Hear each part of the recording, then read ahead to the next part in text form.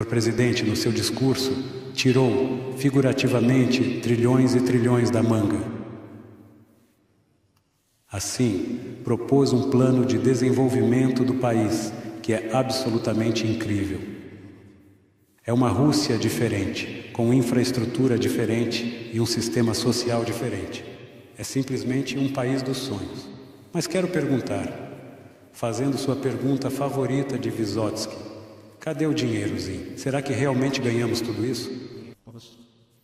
Primeiro, isso se deve ao trabalho árduo de especialistas, governo e administração. Tudo segue as regras orçamentárias e é, na verdade, bem conservador. Alguns acham que deve haver mais receita, o que implica em mais gastos planejados. Isso deve afetar diretamente as perspectivas de desenvolvimento econômico. Em geral, correto. Mas em 2018 planejamos 8 trilhões para desenvolvimento e depois aumentamos. Se tudo correr bem, pelo cenário que mencionei, podemos aumentar gastos em várias áreas. Estamos falando do período de 6 anos? É disso que estamos falando, o período de 6 anos. Agora, estamos montando um orçamento trienal, um período planejado de 3 anos. Claro, ao preparar a mensagem, digo preparar porque a equipe está trabalhando, íamos calcular receitas e gastos nas áreas prioritárias para os 6 anos. Mas existem projetos realmente incríveis. Por exemplo, a rodovia Sochi-Jubug, 130 quilômetros, 90 quilômetros de túneis e o resto provavelmente pontes pela paisagem. 3 bilhões, 1,5 bi só nos primeiros 3 anos. Idealmente, a rodovia deve ficar pronta em 2030. Quanto é preciso e isso basta para vencer? As pessoas precisam dessa rodovia. É impossível ir a Sochi de carro com família e filhos. Todos param na região de Gelendzhik ou Novorossiysk, pois a estrada é muito difícil e íngreme. Existem várias opções de construção. Discutiremos isso nos próximos dias. Podemos fazê-la antes de Jubka ou de Sochi. Alguns no governo sugerem fazê-la em etapas. Outros acham que devemos fazer tudo de uma vez, senão haverá um gargalo. A primeira parte, vista de Novorossiysk, é razoável e tem boa superfície, mas é muito estreita. Se fizermos antes de Sochi, pode haver engarrafamentos nessa área pequena, já há bastante. Decidiremos com especialistas quais etapas fazer. Mas precisamos definir o custo final do projeto, garantindo que todos sigam esses planos financeiros. Mas se podemos nos permitir investimentos tão em larga escala, isso significa que o país está se enriquecendo rapidamente, ainda mais em condições de SVO, em um contexto de quase 15 mil sanções completamente absurdas. E, ainda mais, nos propomos a tarefa de reduzir a pobreza, inclusive entre crianças de famílias numerosas. Não é um pouco ousado, afinal. Veja, se voltarmos a essa estrada, quando eu fui atendido pelos membros do governo, bem, como é sabido, o Ministério da Fazenda sempre é, no bom sentido, avarento e tem uma abordagem muito conservadora em relação aos gastos. E o ministro das Finanças me disse, quase em tom de brincadeira, que são contra a construção dessa estrada aqueles que nunca passaram por ela hoje. Ou seja, é preciso levar tudo, isso em consideração. Ele está certo, especialmente para famílias com crianças. Quanto à questão de estarmos nos tornando mais ricos ou não, a economia está crescendo. Isso é um fato. Além disso, o fato que está registrado não por nós, mas por organizações internacionais, econômicas e financeiras. Nós realmente nos tornamos, em termos de paridade de poder de compra, superando a República Federal da Alemanha, ocupando o 5º lugar entre as maiores economias do mundo. Música lírica. A economia da República Federal da Alemanha encolheu 0,3% no ano passado, enquanto nós crescemos 3,6% no ano passado. Crescemos 0,62% e tivemos um aumento. O Japão teve um pequeno aumento, mas se tudo continuar a se desenvolver nos mesmos ritmos que hoje, temos todas as chances de ocupar o lugar do Japão e nos tornarmos a quarta economia do mundo, e isso em um futuro próximo. Mas, e aqui é preciso dizer honestamente, de forma objetiva, há uma diferença entre as qualidades da nossa economia em termos de paridade do poder de compra, ou seja, em volume. Nós realmente estamos agora em quinto lugar e há todas as chances de ocupar o lugar do Japão. Mas a estrutura da economia desses países, ela, com certeza, se destaca de forma vantajosa em relação à nossa. E ainda temos muito a fazer para que, não apenas em termos de paridade do poder de compra, mas também em relação à renda per capita, tenhamos uma posição digna, em primeiro lugar, e em segundo lugar, para que a estrutura mude por si mesma, para que se torne muito mais eficiente, mais moderna e mais inovadora. É nisso que vamos trabalhar. E quanto aos rendimentos, em paridade de poder de compra, esse é um indicador muito importante, é o volume, a magnitude da economia. Isso significa que, por meio do sistema tributário em todos os níveis, recursos são disponibilizados ao Estado para resolver tarefas estratégicas. Isso nos dá a oportunidade de nos desenvolvermos da maneira que consideramos necessária para o nosso país. A economia, sim, claro, eu já falei sobre isso, a estrutura, é nisso que precisamos trabalhar e muita coisa depende disso. O futuro da nossa economia depende disso, o futuro da força de trabalho, eficiência, produtividade. Uma das principais tarefas hoje é aumentar a produtividade, porque diante da escassez de mão de obra, só temos uma maneira de nos desenvolver efetivamente: aumentar a produtividade. Isso significa que devemos impulsionar a inovação na economia, aumentar a densidade da robotização. Hoje temos 10 robôs para cada 10.000 trabalhadores e precisamos de pelo menos um robô para os trabalhadores atuais. No Japão é assim, para que possam usar novas tecnologias, não só robótica, mas outros meios modernos de produção. É preciso treiná-los. Surge outro problema, a formação de pessoal. Temos uma direção para isso, incluindo treinamento em engenharia. Você deve ter notado, temos 30 dessas escolas de engenharia modernas pelo país. Este ano lançamos mais 20, serão 50 e planejamos mais 50 nos próximos anos. Então, nessas áreas que são o futuro do nosso país, vamos avançar e nos desenvolver. Para acabar com as sanções, muitos eles sugerem criar um órgão especial para lidar com elas, repeli-las e tal. Não há necessidade. Analisamos tudo: o governo, o Banco Central, o Conselho de Segurança. Avaliamos tudo o que nossos adversários fazem. Muito não é por motivos políticos ou militares, embora argumentem assim. É feito simplesmente por competição, sem escrúpulos, concorrência desleal, usando política ou questões militares como desculpa. Na aviação foi assim, e ocorre em muitas outras áreas. Bem, vivemos neste mundo como ele é, e nos adaptamos. Sabemos com quem lidamos, e até agora, pelos resultados do nosso trabalho, temos agido com bastante eficácia. Mas a astúcia do Ocidente não se limita às sanções. Aqui está uma citação direta do seu apelo. O Ocidente está tentando nos arrastar para uma nova corrida armamentista, para nos desgastar e repetir o truque que conseguiram na década de 80 com a URSS. Quão grande é o nosso estoque de resistência aqui nas condições da corrida armamentista? De fato, é necessário que para cada rublo investido na defesa, obtenhamos o máximo retorno.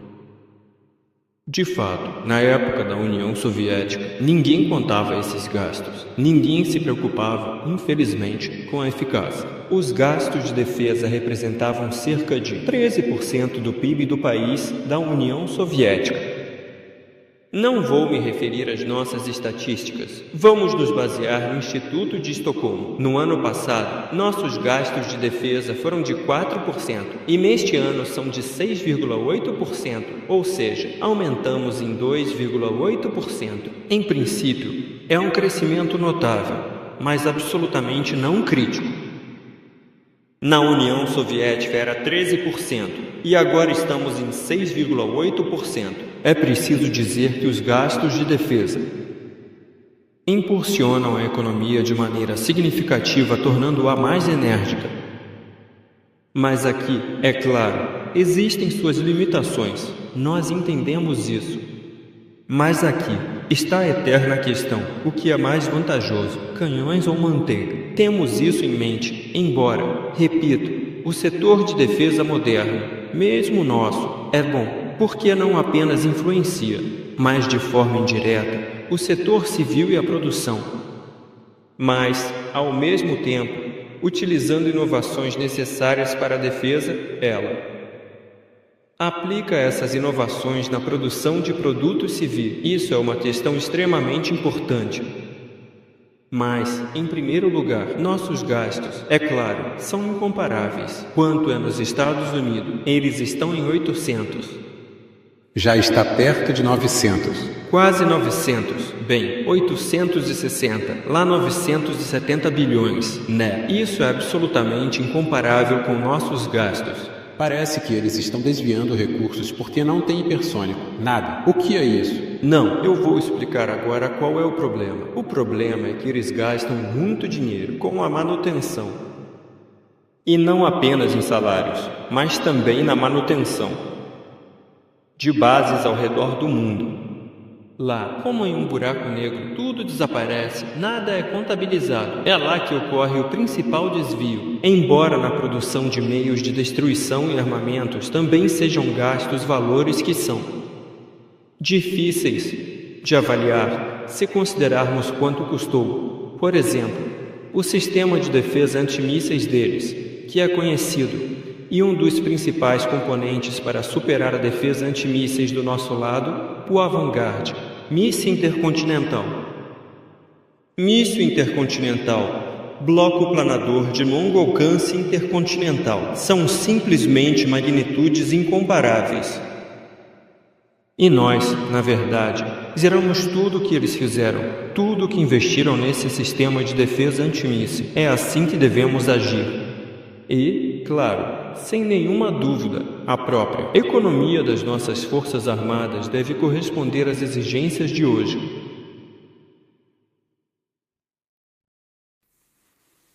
Senhor Presidente, justiça é uma palavra mágica em russo. O senhor a usa com muito cuidado. Mas quando a disse no seu discurso, soou como um trovão. Falou que a distribuição de impostos deveria ser mais justa. E sugeriu que o governo refletisse sobre isso. Que rumo isso deveria tomar? Sabe, a distribuição dos impostos deveria ser mais justa, com o Tesouro Geral destinando mais às empresas e pessoas que ganham mais antes de resolver o problema da pobreza. Um imposto progressivo? Sim, de fato, um imposto progressivo. Não entraria em detalhes agora, mas precisamos trabalhar nisso. É assim que devemos construir o sistema, para que realmente ajude a resolver as questões sociais e tarefas do Estado nessa área. Acho que a sociedade aceitará isso normalmente, primeiro, e segundo, as empresas pedem que decidamos sobre o sistema fiscal, mas não o alteremos mais, tornando-o estável. Essas são as principais demandas do setor empresarial. O governo deve lidar com isso em breve e fazer uma proposta junto com os deputados da Duma. Não vamos assustar ninguém com o imposto progressivo. Antes, temíamos assustar com esse imposto progressivo. Acho que não. Temos um sistema que sobreviveu. Até defensores da escala plana agora creem que amadurecemos para agir de forma mais seletiva. No seu discurso, você agradeceu aos colegas de governo. Essa foi a redação correta? Isso quer dizer que o governo Mishustin sobreviverá se você vencer? Devemos discutir isso após as eleições, depois da votação. Acho que isso simplesmente não é correto. Mas, no geral, o governo está funcionando. Como vemos, os resultados são óbvios, são dados objetivos. Está funcionando de maneira bastante satisfatória. Você falou da redução fiscal para famílias numerosas. Em geral, crianças e a situação demográfica, esses temas foram bem abrangentes no seu discurso. A questão é dolorosa, pois a Rússia está em declínio demográfico. Ano passado, houve um recorde negativo nas taxas de natalidade.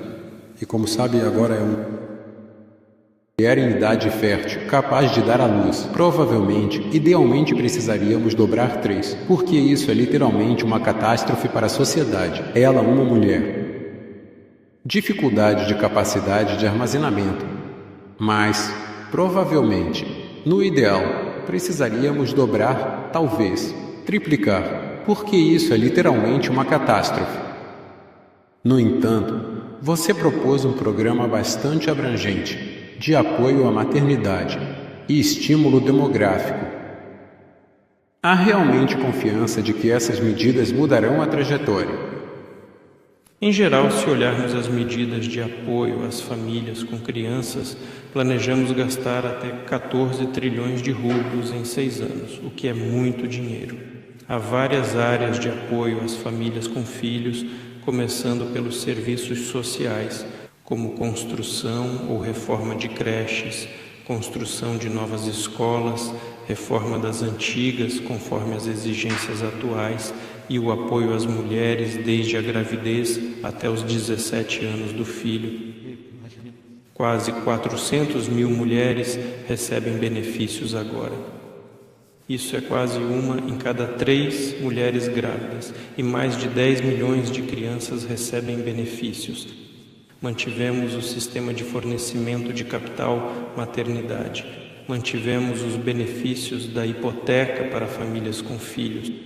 Você já mencionou a pobreza. No entanto, tivemos sucesso nessa direção. Há 20 anos, tínhamos muitas pessoas vivendo na pobreza. 29% da população, ou seja, 42 milhões de pessoas. Agora, o número mais recente é 9,3%.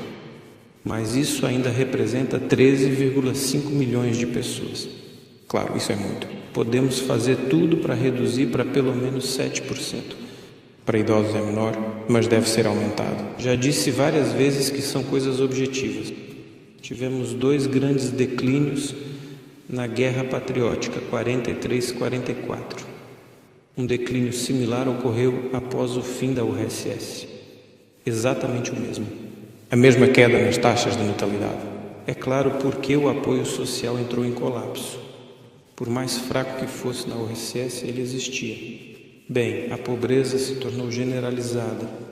O planejamento familiar diminuiu e a natalidade caiu. Tivemos um aumento e agora há muitos jovens que logo serão adultos. Esperamos que os números continuem a crescer. O que você mencionou é uma tendência mundial. Poucos países desenvolvidos têm dinâmica demográfica positiva. Em todos os outros países, os números estão caindo. É um problema complexo ligado à economia e prioridades femininas. Melhor não entrarmos nesse assunto agora. Deixemos os demógrafos nos oferecerem soluções. Sabe o que nos anima? O clima na sociedade. 70% dos homens e 72% das mulheres querem ter 2 ou mais filhos. O Estado deve apoiá-los. Planejamos implementar várias medidas e vamos fazê-lo. Em geral, se olharmos as medidas de apoio às famílias com crianças, planejamos gastar até 14 trilhões de rublos em 6 anos, o que é muito dinheiro. Há várias áreas de apoio às famílias com filhos, começando pelos serviços sociais, como construção ou reforma de creches, construção de novas escolas, reforma das antigas conforme as exigências atuais e o apoio às mulheres desde a gravidez até os 17 anos do filho. Quase 400 mil mulheres recebem benefícios agora. Isso é quase 1 em cada 3 mulheres grávidas e mais de 10 milhões de crianças recebem benefícios. Mantivemos o sistema de fornecimento de capital maternidade. Mas, mesmo assim, Vladimir Vladimirovich, não há confiança de que essas medidas mudarão a situação por enquanto. E então, no final dos anos 90, essa é uma história conhecida. Você mesmo já falou sobre isso. Você salvou seus filhos de um incêndio. Entrou literalmente na casa em chamas até ao 2º andar e depois se lembrou de que havia dinheiro lá, mas o dinheiro queimou no incêndio. Isso fala sobre suas prioridades: primeiro as crianças, depois o dinheiro. Talvez agora seja assim em escala nacional. É só cuspir, e não 14, mas sim, para tudo. E criar um programa assim para garantir que essa situação seja revertida. Precisamos analisar o desenvolvimento do evento. Nos anos 2000, adotamos várias medidas além do capital maternidade. Podemos alcançar resultados satisfatórios. É necessário. Temos experiência. Sim, temos experiência. Com essa experiência, devemos atingir nossas metas. Conforme o evento evolui, devemos adaptar nossas medidas. Por exemplo, estamos desenvolvendo um programa familiar nacional. Há elementos que nunca usamos antes. 70 bilhões serão alocados em regiões com índices menores. Isso inclui a Rússia Central e o Noroeste. 75 bilhões é uma quantia significativa. Precisamos gerenciar isso com competência. Há outro componente, como o cuidado. Existem outras medidas. Devemos aumentar e prolongar ações para estabilizar a população. Mas aqui o elemento mais importante é nosso trabalho bem-sucedido ou que precisa de mais atenção administrativa. A terceira ferramenta para resolver os problemas demográficos é a imigração. Quais números podem estar em questão neste período de 6 anos? E o que significa a sistematicidade neste trabalho? Temos muitos trabalhadores migrantes comparado a outros países. Eles representam 3,7% do total de trabalhadores, mas concentram-se nas regiões economicamente mais ativas, em maior número. Isso inclui a região de Moscou, o Noroeste e partes do Norte, onde a renda é boa. Sem dúvida, é um assunto que exige atenção especial das autoridades locais, regionais e federais. Quero destacar algo muito importante aqui. Quando trazem migrantes, sempre falam da necessidade devido à falta de mão de obra. Nossos empresários devem entender que a situação não melhorará nos próximos anos. Eles enfrentarão uma escassez de trabalhadores. Isso significa que para resolver esse problema de forma radical, estou voltando ao que já discutimos, precisamos aumentar a produtividade e reduzir o número de trabalhadores onde possível, alcançando melhores resultados com a introdução de tecnologia moderna. Para isso, devemos investir na área e treinar pessoal. Já falamos sobre isso. É o ponto mais importante a considerar. Em geral, a política migratória é uma ferramenta econômica importante. Não é errado observar a experiência de outros países. Primeiro, devemos falar sobre a repatriação dos nossos compatriotas. O que é repatriação e quem são os compatriotas? Já incluímos isso no quadro normativo. Não há necessidade de repetir. Devemos falar sobre atrair pessoas que talvez não se mudem para a Rússia, mas que por suas qualificações e talentos em várias áreas podem contribuir significativamente para o desenvolvimento do nosso país, para o desenvolvimento da Rússia. Ficaremos felizes em atrair essas pessoas. Quanto aos turistas, migrantes, devemos pensar em prepará-los para a chegada à Rússia, junto com parceiros nos países de origem. Isso inclui aprender russo, nossas tradições, cultura e costumes. Precisamos cuidar deles, tratá-los com humanidade, para que se integrem naturalmente à nossa sociedade. Espero que tudo isso em conjunto traga um efeito positivo. Claro, Todos devem respeitar nossas tradições e as leis da Federação Russa. E, obviamente, o cumprimento das normas sanitárias é muito importante. A segurança dos cidadãos russos deve ser a prioridade máxima.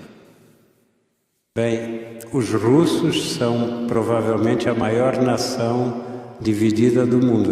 Você falou com líderes russos e um deles disse que em Zaporozhye eles são tão russos quanto nós. Isso soou como uma revelação. Estamos nos expandindo em novas regiões. Odessa é uma cidade russa e há muita esperança nessa direção. É claro, a densidade populacional nessas regiões sempre foi alta. O clima é maravilhoso. Quanto ao Donbass, é uma região industrialmente desenvolvida. Na União Soviética, quanto foi investido nessa região? Sim, precisa de investimento para modernizar tudo, para a produção. As condições de vida e trabalho mudaram totalmente, não como décadas atrás. Já a Novorossia é uma região com forte desenvolvimento agrícola. Apoiaremos áreas tradicionais e novas que se encaixem e que as pessoas queiram desenvolver. Sabe, as pessoas lá são muito talentosas. Inclusive, já disse que até impostos federais vêm de lá. Sim, precisam de ajuda agora, apoio para chegar ao nível federal. Mas eles vão ganhar e ganhar muito rapidamente.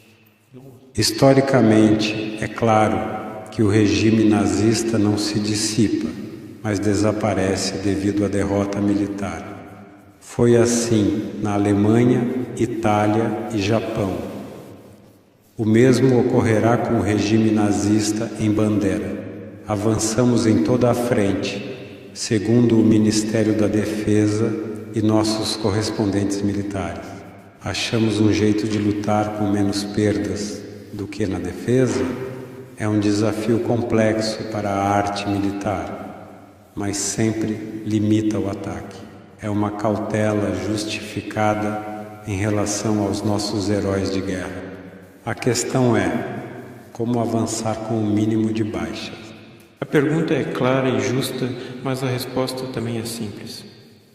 Precisamos aumentar o número e poder dos meios de derrota para melhorar a eficácia das forças e meios usados. Aviação tática, militar e estratégica, incluindo componentes aceitáveis para tais conflitos. São meios terrestres de derrota, como pontos altos, artilharia e blindados. Nosso desenvolvimento ocorre sem exageros, passo a passo. Esta é minha resposta à sua pergunta. Quanto mais poderosos e numerosos os meios de derrota, menos perdas. Mas afinal, qual é o preço que estamos dispostos a pagar por tudo isso, por todo esse desafio histórico que temos que enfrentar? Toda vida humana é inestimável, cada uma delas. E perder um ente querido para qualquer família é uma dor imensa. Mas a questão é determinar os fatos do que fazemos. O que estamos fazendo? Hoje, um dos participantes disse que se surpreendeu ao ver russos como nós. Viemos ajudar essas pessoas. Isso, em princípio, responde nossa pergunta.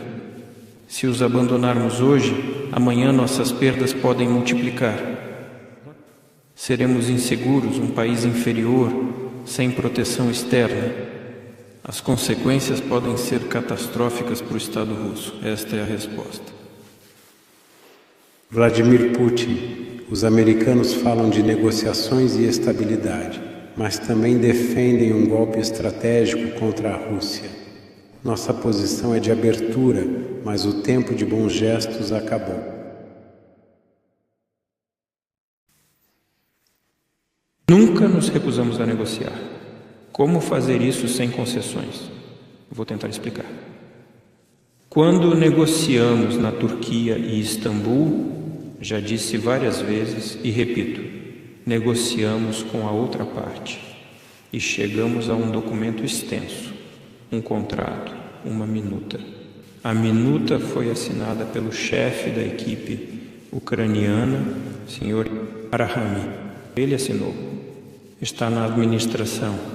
Então, Como o próprio Arahami anunciou publicamente, ele encontrou jornalistas estrangeiros. E o ex-premier britânico Johnson veio e os convenceu a não assinar. E surgiu o tópico que você mencionou. A Rússia deve ser derrotada no campo. Estamos prontos para negociar? Sim, estamos. Mas negociações não se baseiam em desejos após o uso de drogas. Baseiam-se nas realidades do terreno, como dizem. Isso é o primeiro ponto. A segunda coisa é que nos prometeram várias vezes não expandir a OTAN para o leste. Mais tarde vamos vê-los em nossas fronteiras. Prometeram que o conflito interno na Ucrânia seria resolvido por meios políticos pacíficos. Lembramos que 3 ministros vieram a Kiev, da Polônia, Alemanha e França. Eles prometeram ser fiadores desses acordos. Um dia depois houve um golpe. Prometeram implementar os acordos de Minsk. Depois anunciaram que não cumpririam as promessas, só para armar o regime de Bandera. Nos prometeram muito, então algumas promessas não bastam. Agora só negociam porque ficaram sem munição. Isso é ridículo da nossa parte. Mesmo assim, estamos prontos para um diálogo sério. Queremos resolver todos os conflitos, especialmente este, por meios pacíficos. Mas é preciso entender, não é uma pausa para o inimigo se armar, mas um diálogo sério com garantias de segurança para a Rússia. Conhecemos as várias opções em discussão, sabemos dos truques usados para nos convencer que a hora chegou. Queremos resolver todos os conflitos, inclusive este, de forma pacífica. E estamos prontos para isso. Nós queremos isso. Mas tem que ser um diálogo sério, com garantias de segurança do outro lado.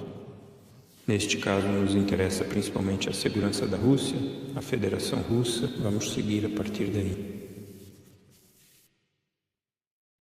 Senhor presidente, acho que parecemos nobres demais.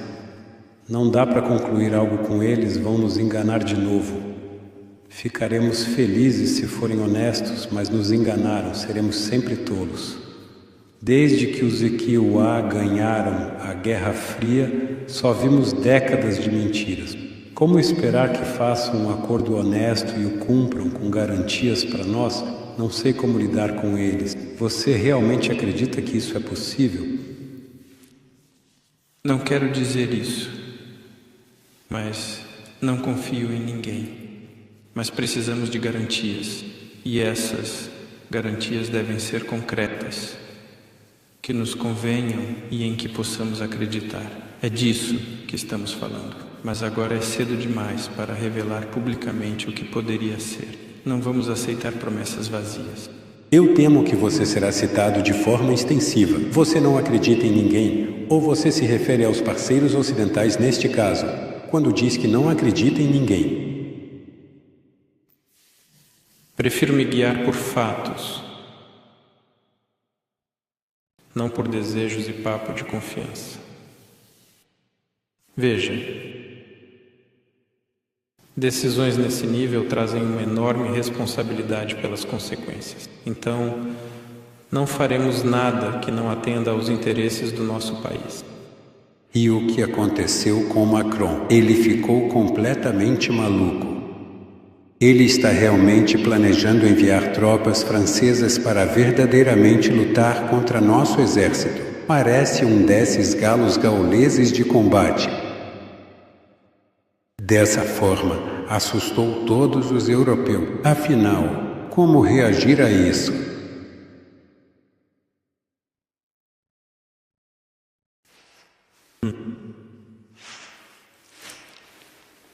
O fato é que militares ocidentais estão na Ucrânia há muito, desde antes do golpe, e depois disso seu número aumentou enormemente.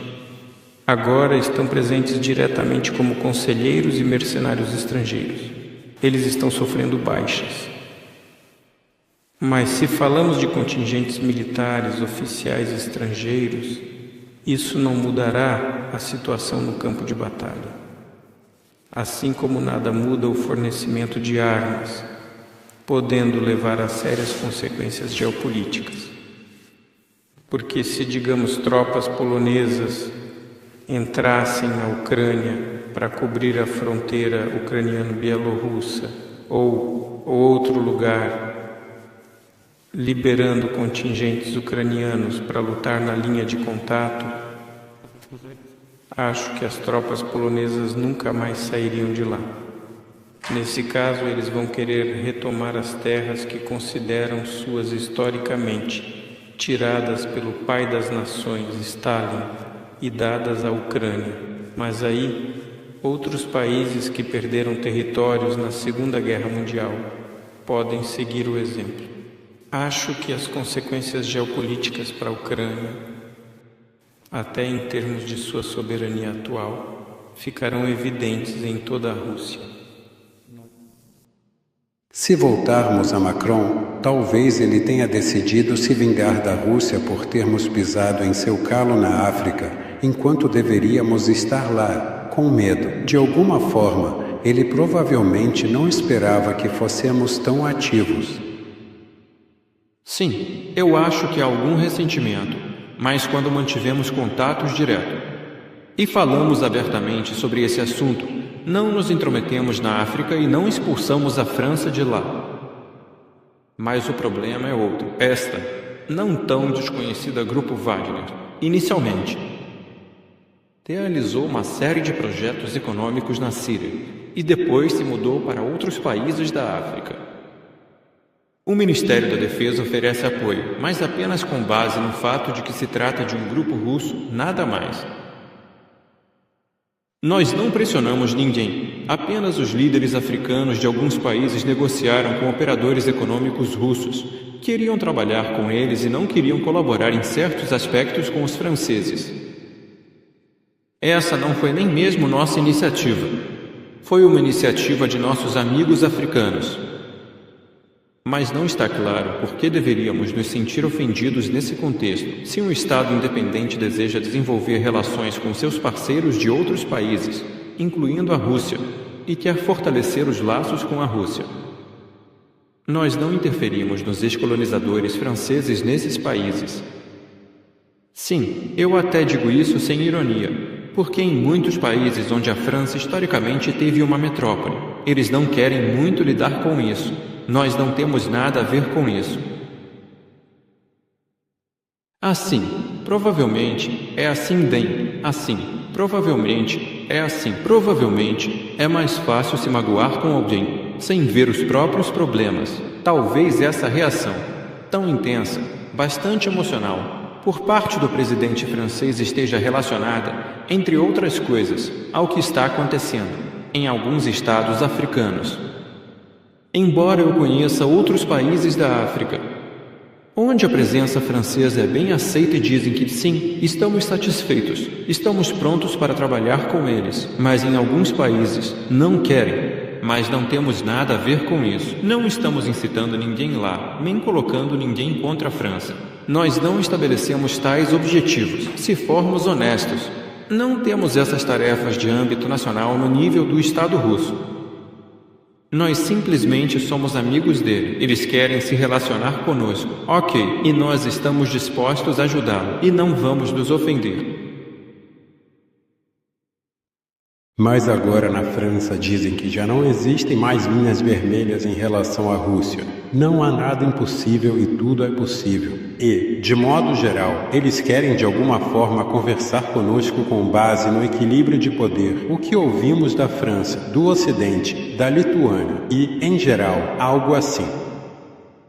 Um coro desarmonioso, mais hostil. Mas talvez devêssemos também considerar uma solução não convencional e, em algum momento, convidar ou pedir ajuda ao exército norte-coreano de 2 milhões.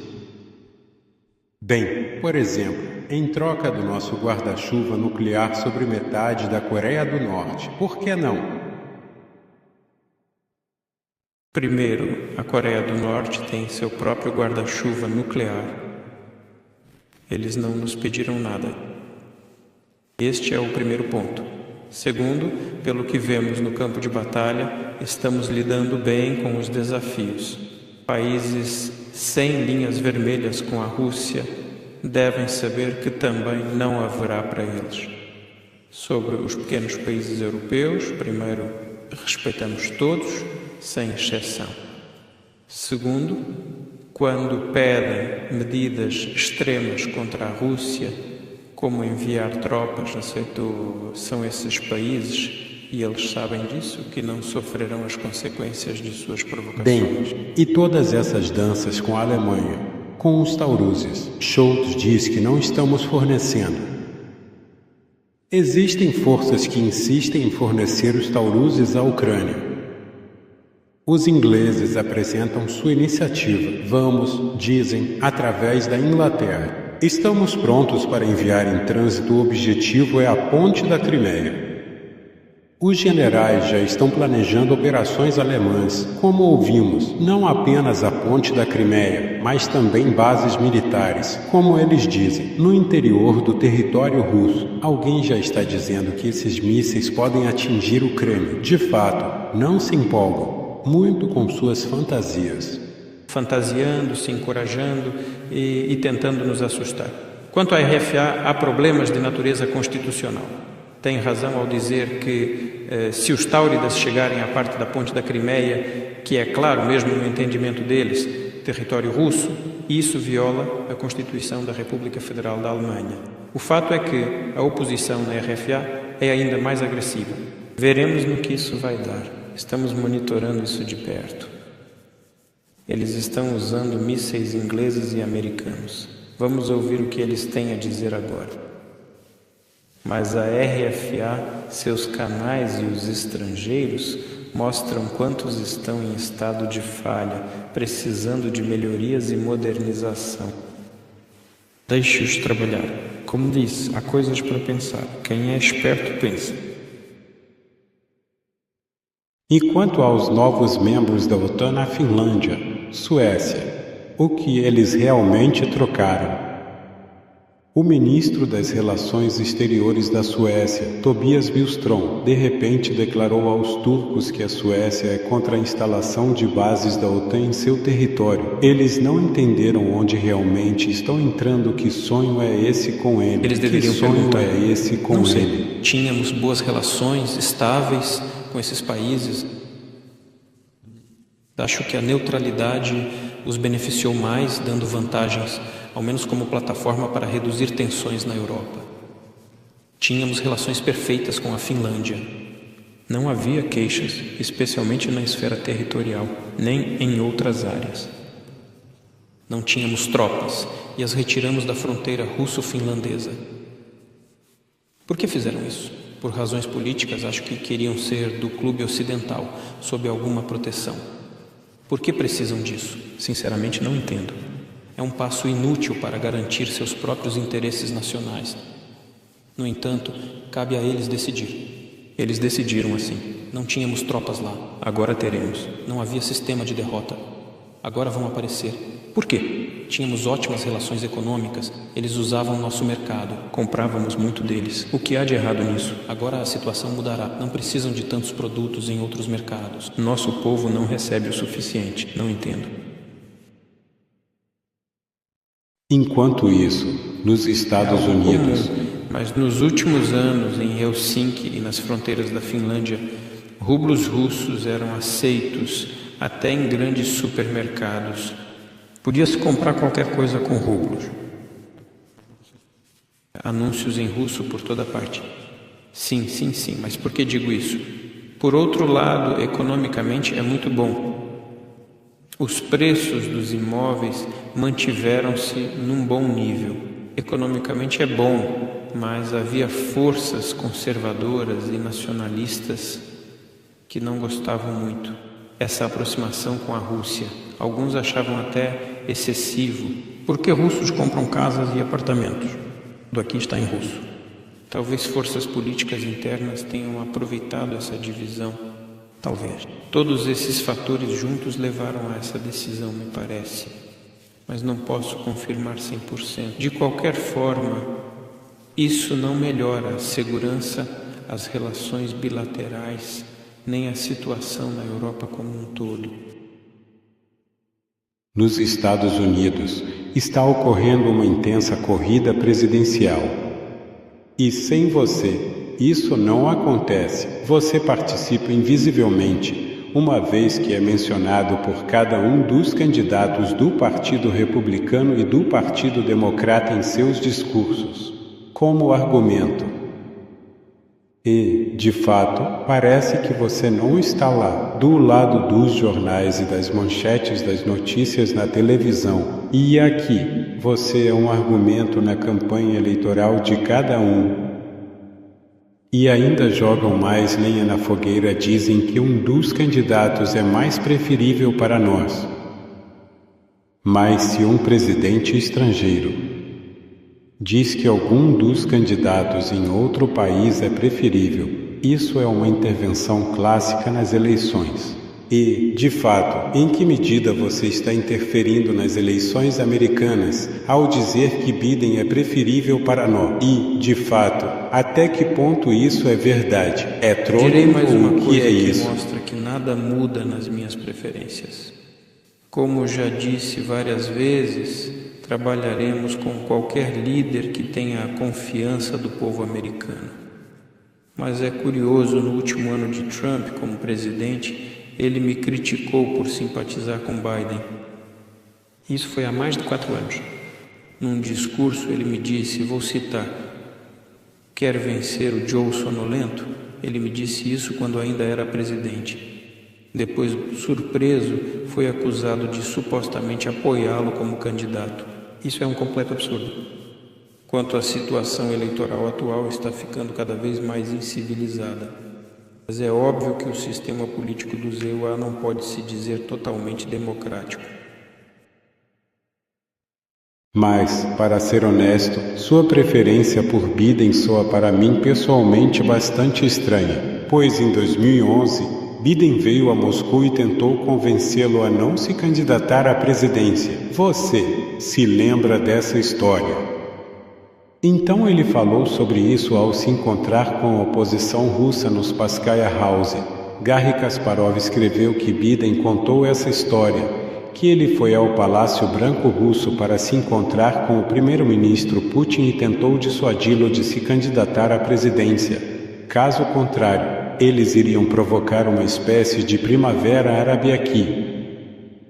Ou seja, Biden meio que não era muito, digamos, muito favorável a você desde aquela época. Você tem uma espécie de duelo histórico com ele. Bem, tudo está realmente bem.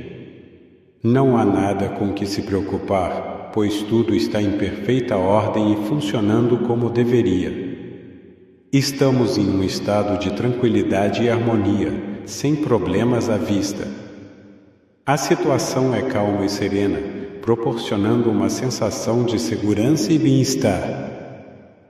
Se afastarmos a interferência das batalhas eleitorais, a escalada continua, de fato, e parece que ambas as superpotências, Rússia e Estados Unidos... Os Setsk e o EUA anunciaram que não vão enviar tropas. Tropas americanas na Rússia são intervencionistas.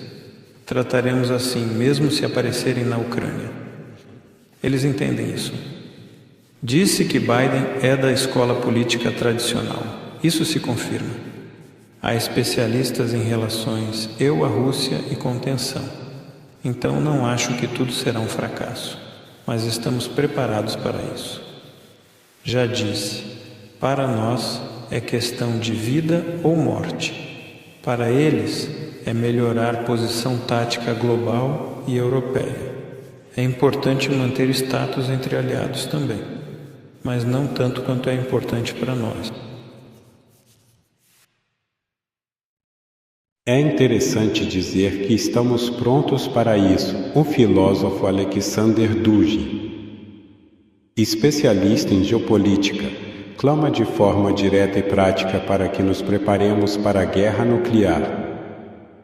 E quanto melhor estivermos preparados para isso, menor será a probabilidade de uma guerra desse tipo, afirma Alexander Dugin. Como podemos realmente estar preparados para isso? Estamos realmente prontos para uma guerra nuclear? Do ponto de vista militar e técnico, estamos prontos. Estamos sempre em estado de prontidão para combate. Este é o primeiro ponto. O segundo, também reconhecido, é que nossa tríade nuclear é mais moderna que outras, mas temos 2 americanos. Avançamos muito mais. É mais moderna, incluindo todo o componente nuclear.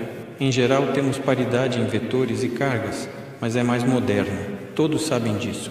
Os especialistas sabem disso. Mas não devemos só contar vetores e cargas. Porém, precisamos saber disso. E quem precisa, repito, os especialistas militares sabem bem disso. Eles buscam aumentar a modernidade e inovação. Eles têm um plano correspondente. Nós também sabemos disso. Eles estão desenvolvendo todos os componentes. Nós também. Mas não acho que estejam prontos para iniciar uma guerra nuclear amanhã. Eles querem. Mas por que fariam isso? Estamos prontos. Mas, talvez, para maior convincência, em algum momento realizar testes nucleares. Afinal, não temos restrições internacionais para isso. Há um tratado proibindo esses testes, mas os EUA não o ratificaram. Então, para manter a paridade, retiramos nossa ratificação. Como precisam ser testadas na prática. Essas ideias são populares em certos círculos nos EUA. Elas têm seu lugar.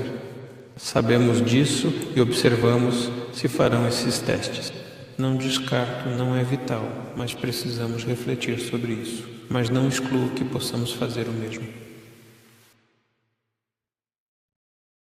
Vladimir Vladimirovich, ainda assim, nos momentos difíceis do ano passado na frente em relação a Kharkiv ou Kherson, não passou pela sua cabeça o uso de armas nucleares táticas. Apesar da sugestão do comando, decidimos retirar nossas tropas de Kherson. Mas isso não significava que nossa frente iria desmoronar. Não estava tão perto disso. Foi feito para evitar perdas desnecessárias de pessoal. Esse foi o principal motivo. No combate, sem poder abastecer o grupo na margem direita, teríamos perdas injustificadas. Por isso, decidimos mudar para a margem esquerda. A escolha se provou correta pelo que os ucranianos tentaram fazer em partes da margem esquerda. Eles jogaram seu povo lá como em um moedor de carne. Ultimamente, têm corrido descalços por lá, no sentido literal da palavra. Tentaram jogar munição com barcos rápidos ou drones.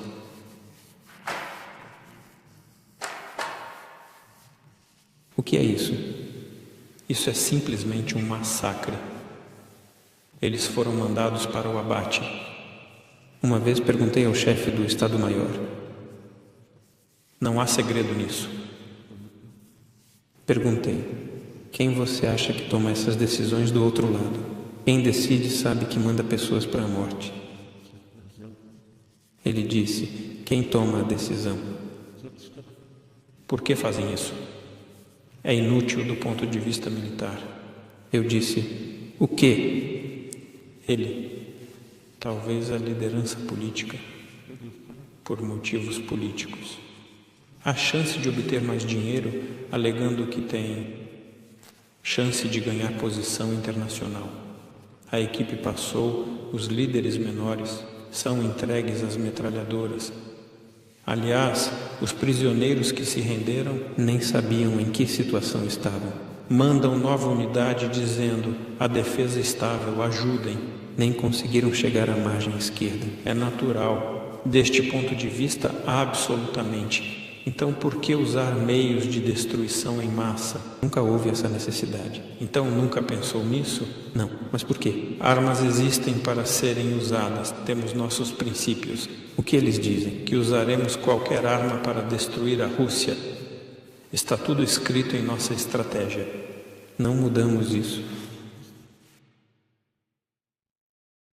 Vladimir Vladimirovich, quando o então presidente Yeltsin me propôs se candidatar à presidência, sua primeira reação foi: eu não estou pronto exatamente. Isso é uma citação direta.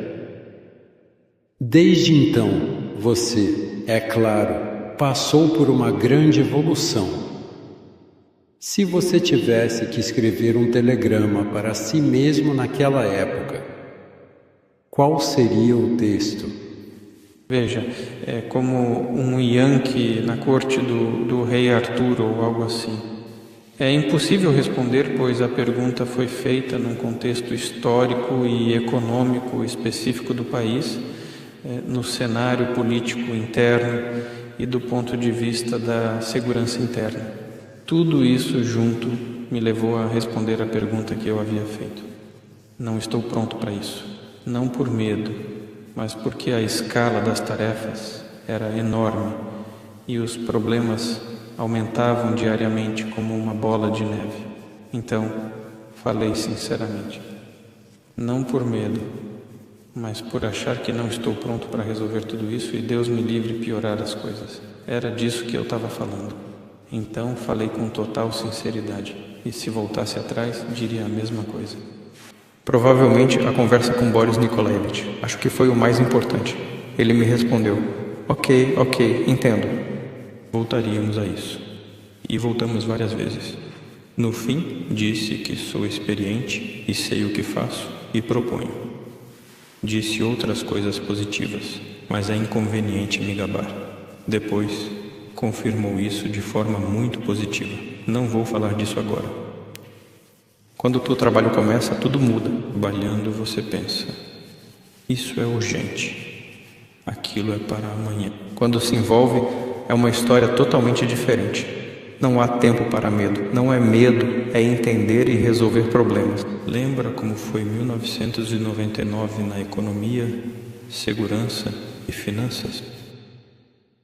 Você mencionou que a entrada na Universidade de Leningrado foi, para você, esse preparo para a entrada, um momento decisivo. Era aquela situação em que você teve que ir all in e perceber que, ou eu faço isso agora e consigo, e então eu poderei realizar os planos que quero. Enquanto vocês já estavam pensando em trabalhar no KGB, ou eu perdi. Então tudo é diferente e não há chances. Depois de perder, eu percebi que tudo mudou completamente e não há mais nenhuma chance de voltar atrás. E quanto a isso, a Rússia também está em uma posição agora em que precisa jogar em aba. Primeiro, eu não tinha essa posição na época. Sim, eu queria trabalhar na segurança do Estado.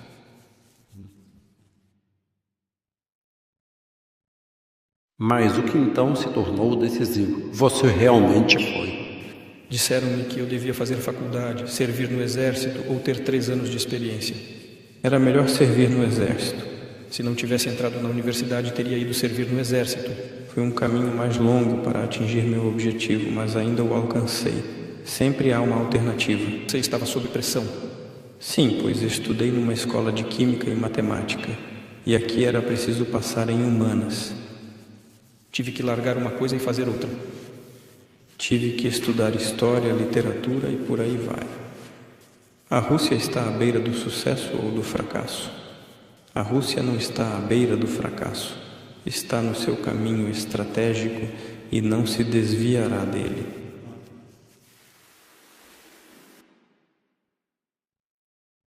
Em que medida você sente o apoio da sociedade russa e em sua nova qualidade, onde se formou uma nova qualidade da sociedade russa? É ótimo termos dado chance à sociedade russa de se expressar. Sinto que as pessoas esperavam por isso há muito tempo. Um civil será exigido pelo país e pelo Estado, e B, o destino do país depende dele. Esse sentimento de ligação com a pátria, sua importância em questões-chave de segurança, elevou o poder do povo russo. Isso te inspira? Sempre. Não é sobre inspiração, É sobre ver a demanda da sociedade. Isso é o mais importante, atender a demanda da sociedade. Mas é hora de reconhecer que você desempenha um papel fundamental não apenas na Rússia, mas também no mundo. Por que bilhões de pessoas associam a você a esperança de justiça internacional, de proteção da dignidade humana e de defesa dos valores tradicionais? Como é sentir uma responsabilidade de tal magnitude? Não sinto isso de jeito nenhum. Só trabalho pelos interesses da Rússia e do nosso povo. Entendo o que diz, posso comentar, mas não me vejo como autor de um destino mundial. Acredite, até meus próximos, só cumpro meu dever com a Rússia e nosso povo. Quanto a outros países, está ligado a como nos tratam no mundo todo. É interessante, é um fenômeno, isso é certo. O que quero destacar é que você está absolutamente certo.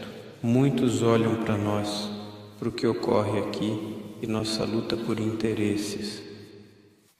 Na minha opinião, isso é importante. Por que isso está acontecendo? Não só por sermos do BRICS ou termos laços com a África. Isso importa, mas a essência para mim é bem diferente. É que esse tal bilhão dourado parasita outras nações há 500 anos.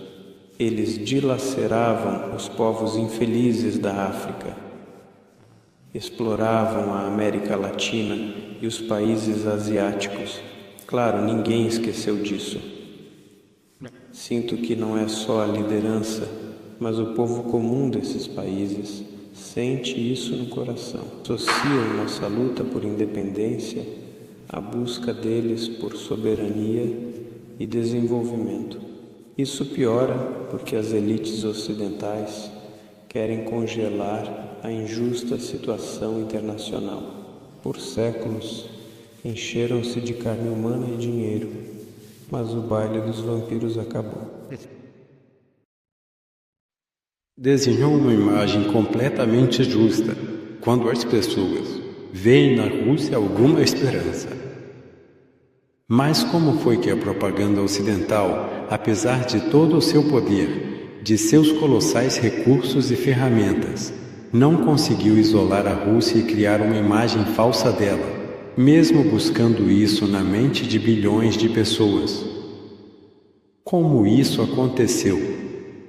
Não se compara nem com a China, nem com a Índia, mas com a maior da Europa em população e agora também a quinta do mundo em tamanho de economia. Mas para que precisamos de um concorrente assim?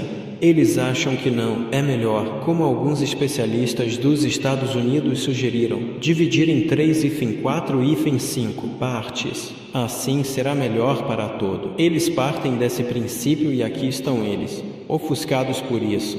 Bem, uma parte, pelo menos, dessas elites ocidentais, ofuscadas por sua russofobia, que ficaram felizes quando nos levaram até aquele limite, após o qual começaram nossas tentativas de interromper a guerra ocidental desencadeada na Ucrânia.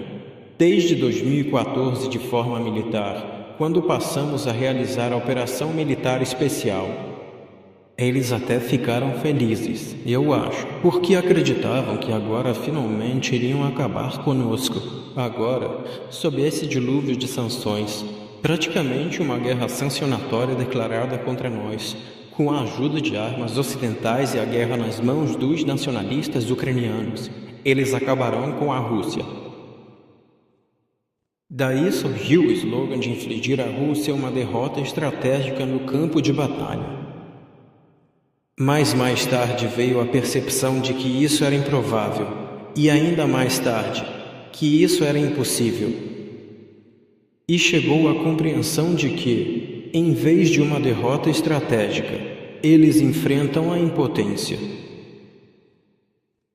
com o qual se depararam, e com a impotência, apesar de confiarem no poder dos onipotentes Estados Unidos, enfrentaram a impotência diante da unidade do povo russo, das bases fundamentais do sistema financeiro e econômico da Federação Russa, de sua resiliência e das crescentes capacidades das Forças Armadas da Federação Russa.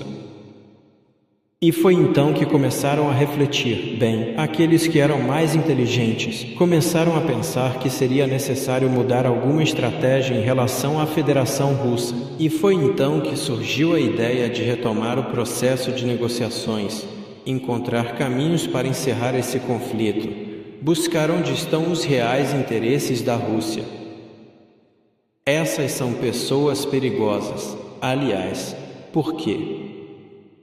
É mais fácil lutar contra pessoas que são guiadas por princípios tão mesquinhos. Lembram-se de como se dizia na Rússia que a felicidade de alguns, nesse nível, consistia em quê? Satisfeito, bêbado e com o nariz cheio de tabaco, com pessoas assim é mais fácil. Está satisfeito, bêbado, ou seja, comeu e bebeu bastante, o nariz está com tabaco, porque usavam tabaco de rapé, agora o nariz está com cocaína. Bem, não importa, é mais fácil lidar com os simples, já com os inteligentes é mais complicado. Eles são mais perigosos, porque influenciam a consciência da sociedade, incluindo a nossa. Eles vão jogar fora todas as suas vontades, disfarçadas de cenouras para nós. Você já prestou atenção a isso quando fez a pergunta sobre a possibilidade de um processo de negociações? Mas, no entanto, é daqui que surgem as contradições dentro da comunidade ocidental. Isso é algo óbvio. Nós vemos isso. Não vamos nos envolver em divisões lá. Eles mesmos farão isso com maestria. Mas, sem dúvida, buscaremos garantir nossos interesses. Não posso deixar de perguntar, Vladimir Vladimirovich, essa. Ataques nas regiões de Belgorod e Kursk, essas. Simplesmente ações militares que estão ocorrendo em nossas regiões. Eles estão se comportando de forma mais ousada. Eles sentem algo.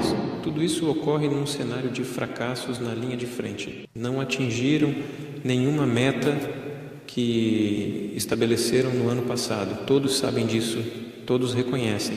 Acho que não vou dizer nada novo aqui, mas diante dos fracassos, precisam mostrar algo. O último relatório mostra que atacaram com 300 homens, incluindo mercenários. Dos 8 tanques usados, o inimigo perdeu 7. Dos 9 blindados, 9 eram Bradley. Outros veículos foram usados, mas só para treino pessoal. Esta é a região de Belogorsk. Contudo, o objetivo principal, sem dúvida, é evitar que as eleições presidenciais russas sejam perturbadas e impedir interferências no processo normal da vontade dos cidadãos. Se algo der certo, obter uma chance, um argumento ou trunfo para possíveis negociações futuras. Devolveremos isso e vocês nos devolverão aquilo. Já disse que falarei com os responsáveis pela confusão, como é sabido, pois podemos prever suas ações. Eles tentarão fazer isso em outras áreas também, mas veremos.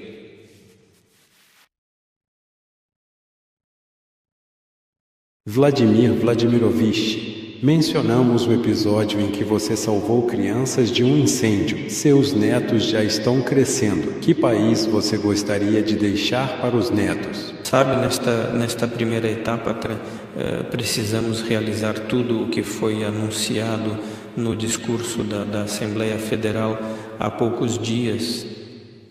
Temos grandes planos, são de natureza bem específica nas áreas de desenvolvimento econômico, social, apoio à maternidade, infância, famílias com filhos e apoio aos aposentados. Falamos pouco sobre isso recentemente, mas temos os recursos necessários aqui. Isso inclui indexação de pensões, diversos benefícios e cuidados de longo prazo para quem precisa. Quero dizer que a geração mais velha é quem torna nosso Estado e economia fortes e estáveis, pois apesar das dificuldades e desafios econômicos dos anos 90, eles os superaram com seu trabalho heróico. Nunca devemos esquecer isso e sempre honrar as palavras dos mais velhos, garantindo seu bem-estar. Mas o futuro está nas mãos das crianças. Já falei dos programas de maternidade e infância. Isso é feito com base na economia. Espero que seja mais tecnológico e moderno, baseado em avanços em ciência, TI, IA, robótica e genética. É assim que nossa agricultura se desenvolve. Também precisamos de tecnologias modernas. Elas são e continuarão sendo usadas ativamente. E o país será autossuficiente em segurança e defesa. Tudo isso multiplicaremos muitas vezes, garantindo o futuro. Obrigado, Vladimir Vladimirovich. Sua confiança contagia o sucesso em suas causas nobres. Agradeço a você. Obrigado.